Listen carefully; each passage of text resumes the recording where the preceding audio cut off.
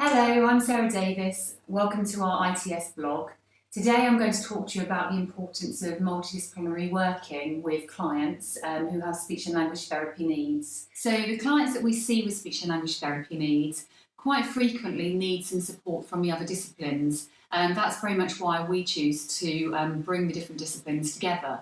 A prime example is children potentially with autism or young adults with autism. So we notice with these clients, but very much so, they have what we call sensory integration needs. So to explain that a little bit further, sensory integration is like your body seeking out or avoiding different sensations. So we need to think about all the senses, touch, taste, smell, pressure, our hearing as well. And certain individuals will either tolerate certain senses really, really well, or they'll avoid certain senses in certain situations. So with sensory integration, we really need to call upon the skills of an occupational therapist to work with us. If we're working on a speech and language point of view, what we need to make sure is that that student, that young person or that adult is ready to engage in the therapy activity. And often that requires sort of mental effort, it requires attention, it requires listening and engaging with another person, so looking at the social skills as well. The sensory integration side of things that the occupational therapist will bring is about sort of prepping the individual's body to be able to do those skills that we've just mentioned. So we might use different techniques, something called deep firm pressure. So that might be around sort of tight hugs, it might be carrying heavy weight, it might be around sort of perhaps sort of firm touch on the body, and that's giving the body feedback, it's giving it the sensory stimulus that it needs. Often you find when you use these different kind of approaches first, then the clients are far more ready to engage in the activity that we're wanting them to do.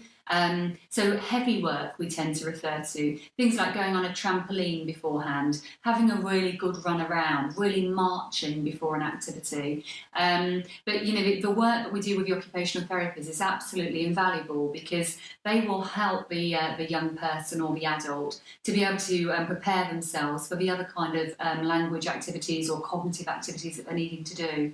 So I would say that sort of if you have a child with autistic spectrum disorders, really consider the role of an occupational therapist and whether sensory integration may be an aspect that needs to be addressed and looked at so they can best access the therapy situation of speech and language. They can carry out something called a sensory profile. So a sensory profile will go through and help identify all the things that person is seeking out and avoiding. And the occupational therapist can then provide the parents, the teachers, the carers, us as a different therapist, sort of some prepping activities that we can use to really help that person feel sort of sensory prepared for the activities of daily living or specific learning activities. So that's one side of things. Occupational therapy, I think, absolutely key. Another area I want to talk to you about is around the involvement of an arts therapist. So our arts therapists are trained in play therapy, music therapy, art therapy itself and drama therapy. I want to give you a sort of specific example. We work with a child who has cerebral palsy. She's extremely bright and intelligent, but she has very limited sort of expression. So she has no verbal expression whatsoever. She has some vocalisations that she uses, and to familiar people, some of those vocalisations may be interpreted quite well. But generally, it'd be very hard for this young person to be able to express their needs. So the work of the arts therapist we found, she's been using the psychodynamic approach of like reenactment and looking through sort of thinking around presenting emotions, I should say, through drama therapy, helping that young person to be able to sort of associate with the feelings that they have inside and be able to express it to other people when they're not able to express that verbally. So some of the different methods that the arts therapist might use in this approach is using things like sort of visual sort of little symbols of different facial expressions, or associating some pictures to things that young person really likes or that they don't like, and starting to use those different symbols to really gain an impression from a young person, or gain their genuine thoughts of is it something that they're happy with or is it something that they're not happy with. In this particular example, this young person has been able to sort of really express her sense of humour, She's been able to express her feelings around siblings, around sort of school activities. So considering different approaches is really, really crucial to sort of the key goals for the client. We couldn't have achieved that in speech and language therapy alone. We needed to work with our arts therapies colleagues to really help facilitate those findings in that young person. We use the same kind of approaches with adults who've had a stroke.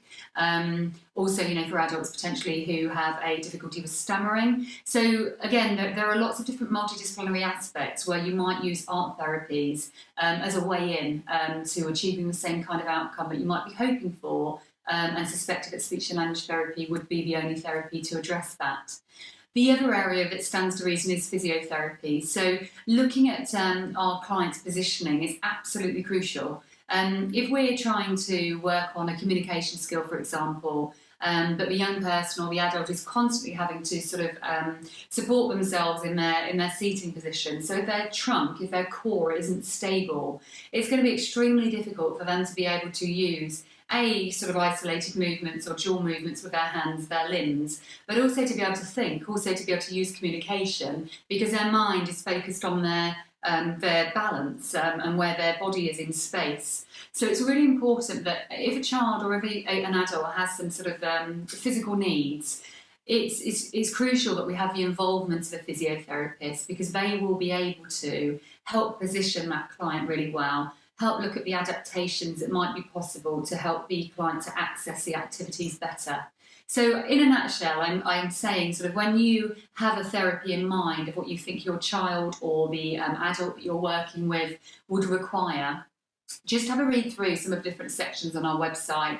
Start to think about the different therapy approaches and what the different disciplines like physiotherapy, occupational therapy and arts therapies can bring to those learning situations.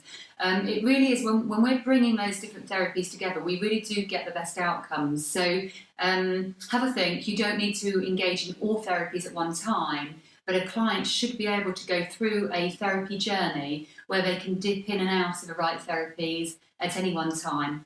I hope that's really useful for you. Do have a read through for further information on our website, www.integratedtreatments.co.uk. There's lots of resources on there for you to share.